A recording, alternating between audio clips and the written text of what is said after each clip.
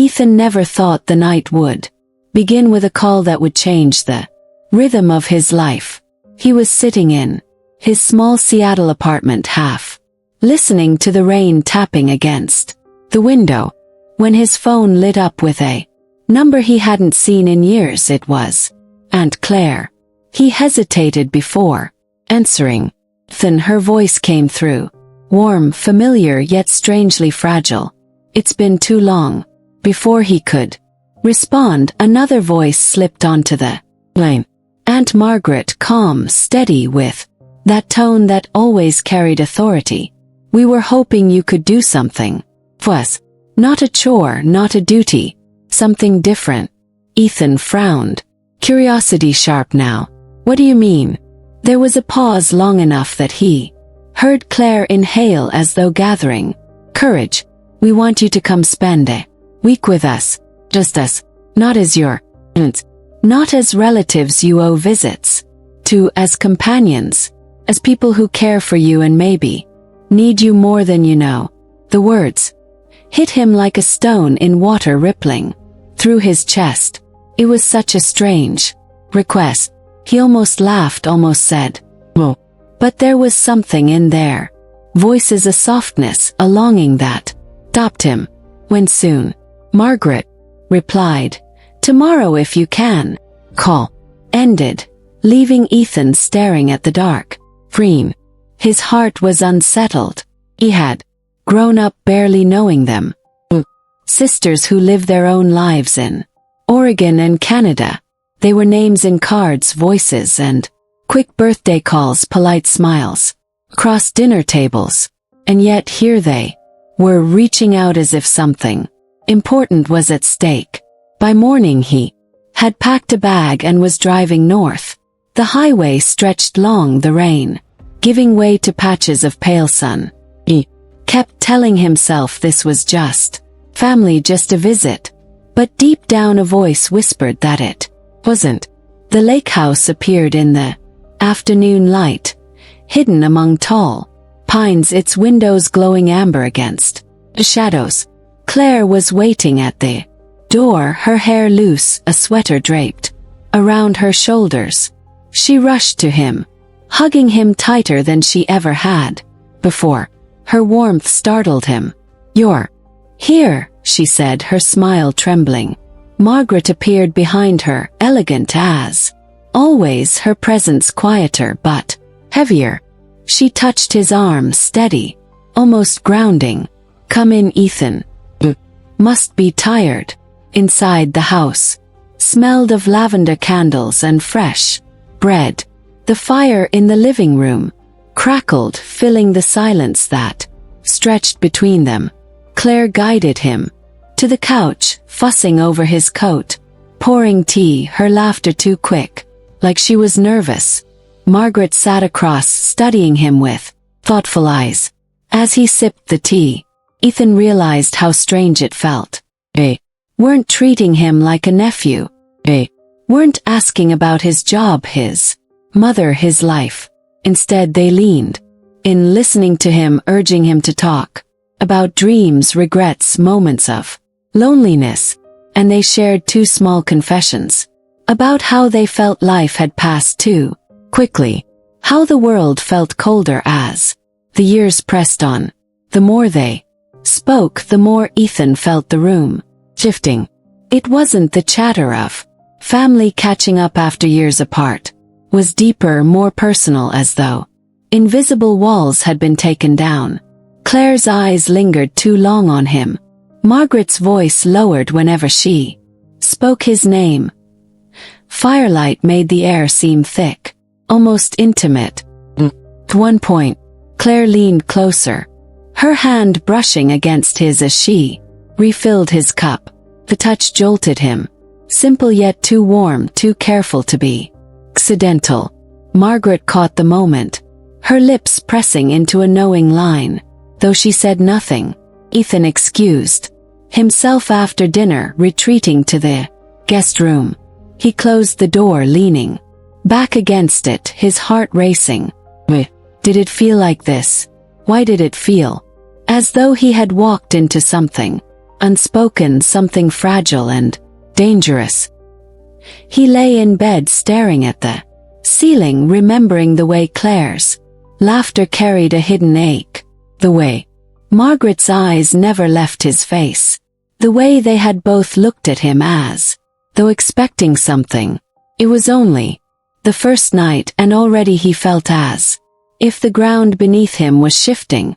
Their invitation had sounded simple over the phone, but now he understood there was more, something neither of them had said out loud yet.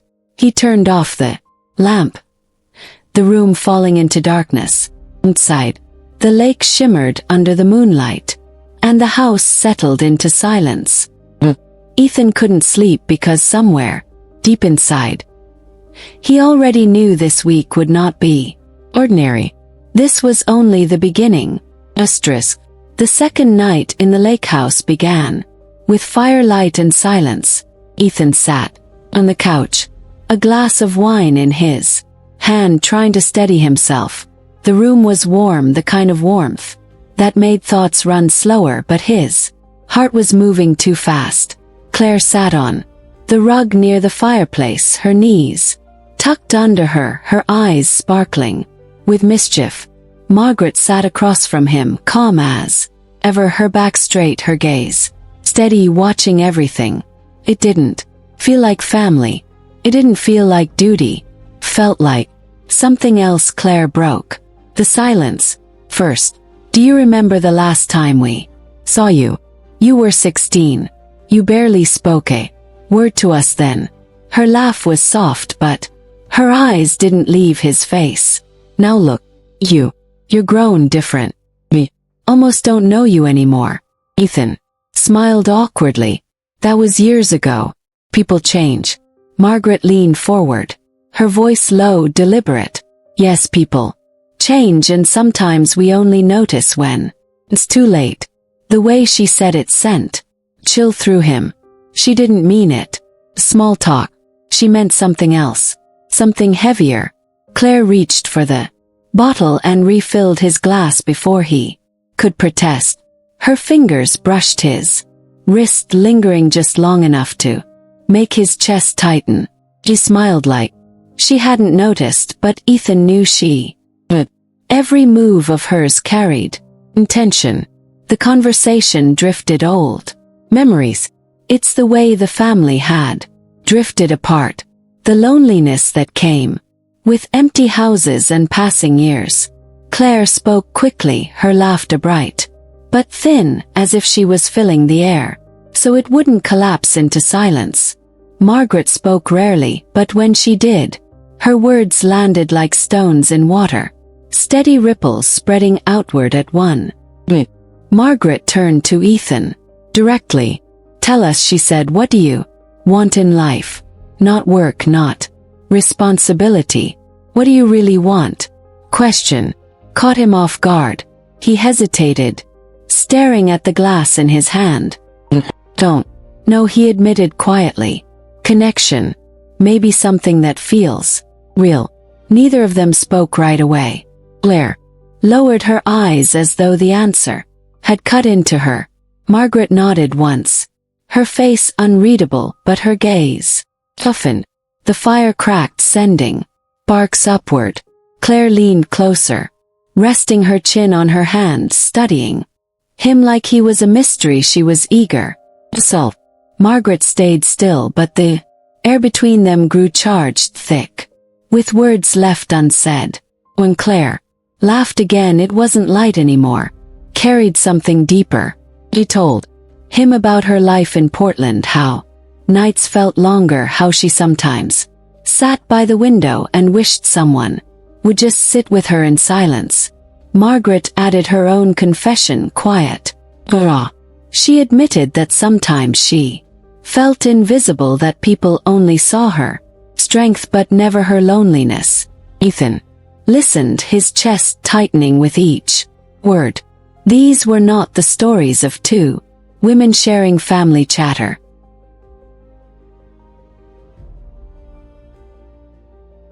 These were confessions, as if they had been waiting years for someone safe enough to hear. And somehow they had chosen him. He tried to respond, but his words stumbled. Instead he reached out, without thinking, resting his hand lightly on Margaret's. Touch was brief, meant only as comfort, but the moment stretched. She looked at him, and in her eyes was something he couldn't name. Gratitude, longing, maybe both. Claire noticed. Tilted her head, her smile faint, almost sad, but she said nothing. The night grew later. Claire curled on the couch beside him, her shoulder pressing against his. The closeness casual yet deliberate. Margaret remained across her silence, heavier now, her eyes watching every shift, every breath. Ethan's thoughts tangled. He should have felt out of place, uncomfortable. Instead he felt drawn in, caught between them. The warmth of Claire against his side, the steadiness of Margaret's gaze. It was too much and not enough at the same. When the clock struck midnight he excused himself, his voice unsteady. Think I should sleep.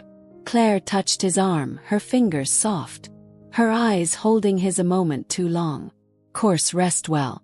Margaret only nodded, but her expression carried something unspoken, something that followed him down the hallway to his room. In the quiet of the guest room, Ethan sat on the edge of the bed, his hands gripping the sheets.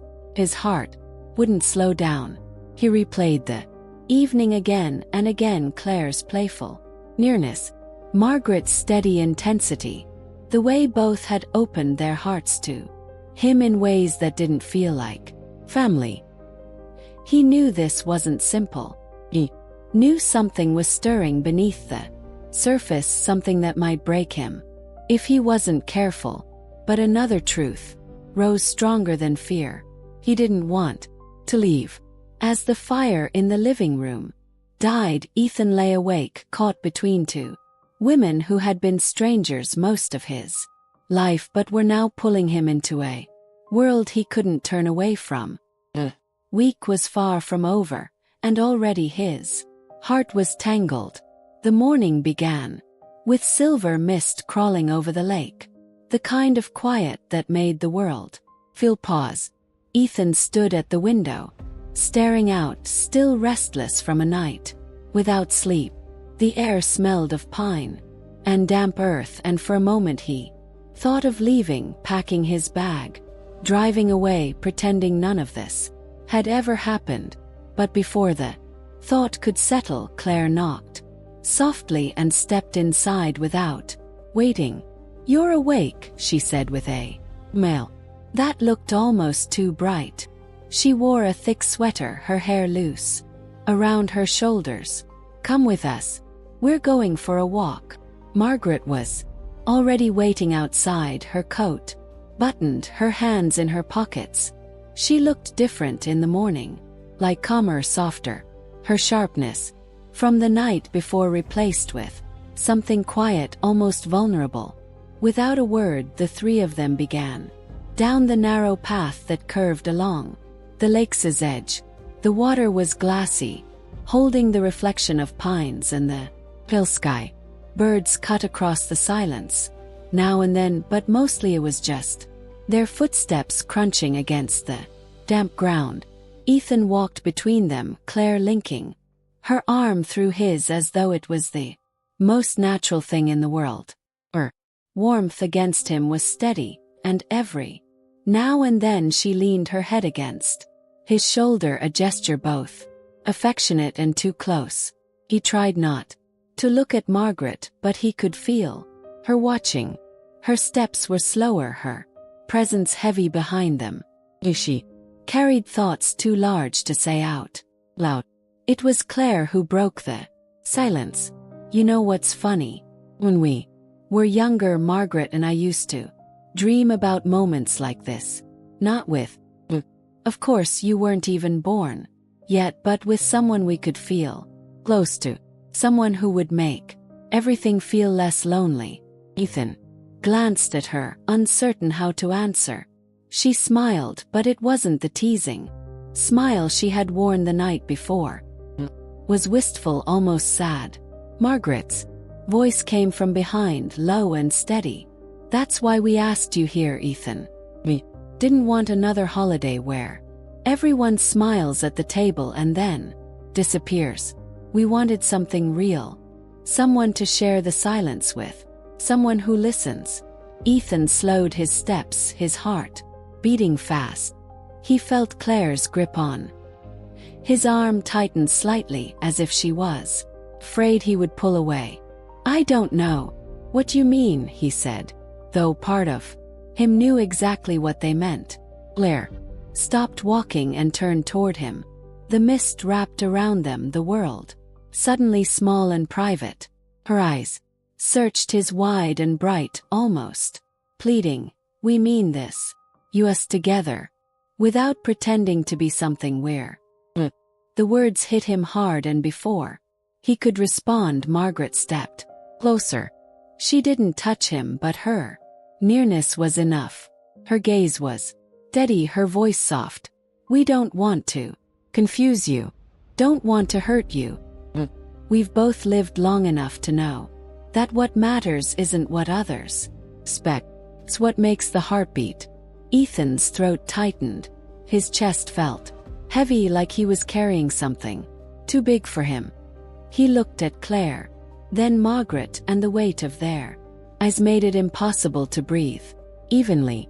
Claire smiled faintly, though her voice trembled. Don't you feel it, too? This pull between us? He didn't answer. He couldn't. His silence was an answer of its own. They walked again, slower this time, the air thick with unspoken words. Claire kept close, her arms still looped through his, her touch deliberate. Margaret stayed quiet, but Ethan felt her presence even stronger now. Like her silence carried more than words ever. When they reached the edge of the dock, Claire let go and sat down, her feet dangling just above the water. I used to come here alone, she whispered, and imagine someone sitting beside me. Someone who saw me not as a sister, not as an aunt, not as a name on a holiday card. Just me. Margaret stood behind them, her arms crossed, her eyes on the horizon. And I used to imagine not feeling invisible, she said quietly. But life doesn't hand you what you want. Either reach for it or it slips away. Ethan sat beside Claire, his hands clasped tightly in his lap. The air felt colder now, the mist wrapping tighter around them. Claire leaned her head against his shoulder, her hair brushing his cheek. Stay with us, she said softly. Stay and don't hide from what's here. Margaret finally sat on his other side, not touching him, but close enough that the heat of her body reached his. She spoke slowly, almost like a vow. We're not asking you choose. We're asking you to see us, to let yourself be seen. Ethan's breath. The pull was undeniable. Claire's nearness was playful but aching. Margaret's silence steady but deep. Together they surrounded him, not with demands but with raw honesty. For the first time in years he felt wanted, not for his role, not for obligation, but for who he was. And yet it terrified. The mist thickened, the lake stretching endless before them. Ethan stared into the water, searching for answers he didn't have. His heart beat against his ribs like it wanted to escape, like it already knew a choice had been made without him realizing it. He should have spoken, should have said something to break the tension. Instead, he sat between them, silent, his body betraying him with every quickened breath, every tremor of his hand.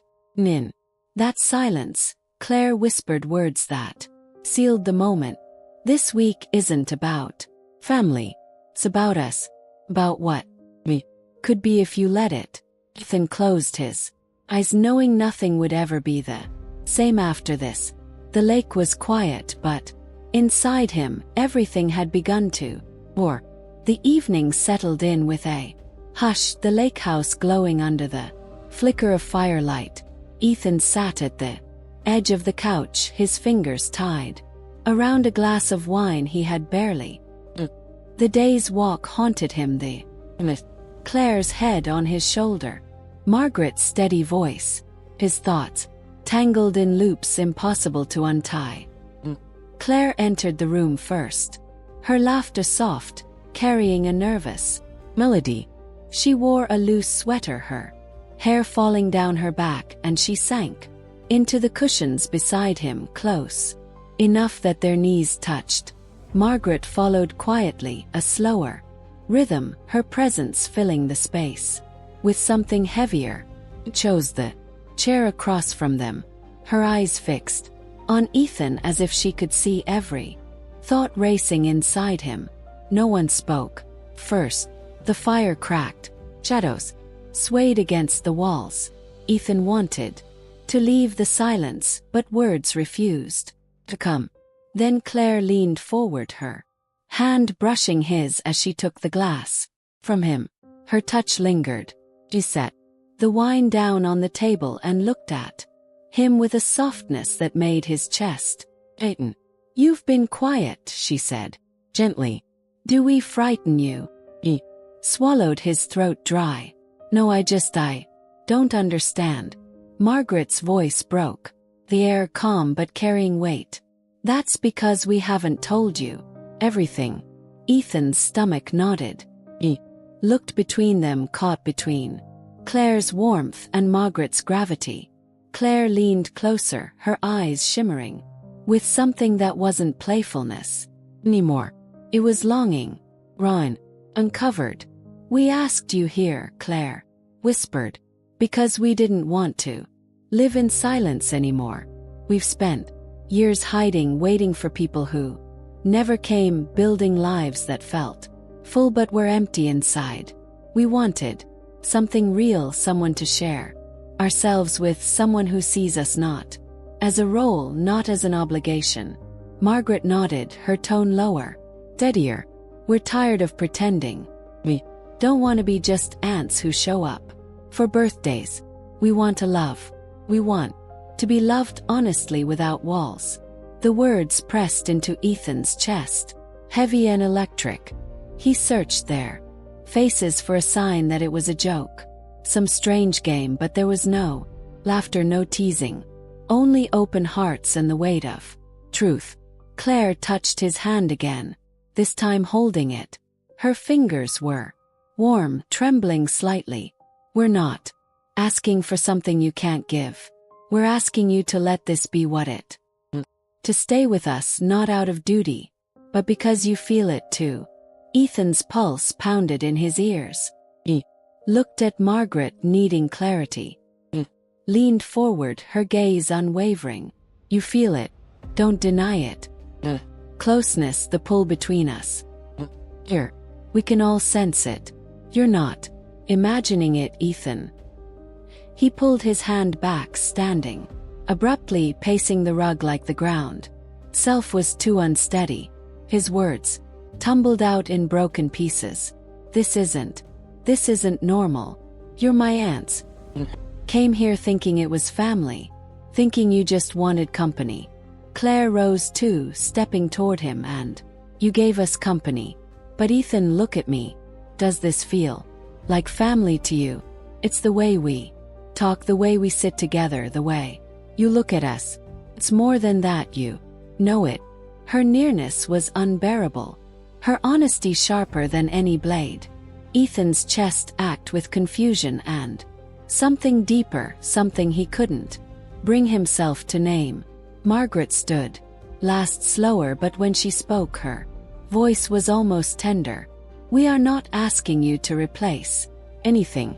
We are asking you to allow yourself to step into something true. Something forbidden maybe, but true." A spark breaking the silence. Ethan's hands shook as he pressed them against his face. He wanted to run, yet he couldn't move. Every breath pulled him deeper into the room, into their presence, into the pole he had been trying to fight since he arrived. Claire's voice broke softly, almost pleading. Don't walk away. Don't leave us in this silence again. Just be here with us.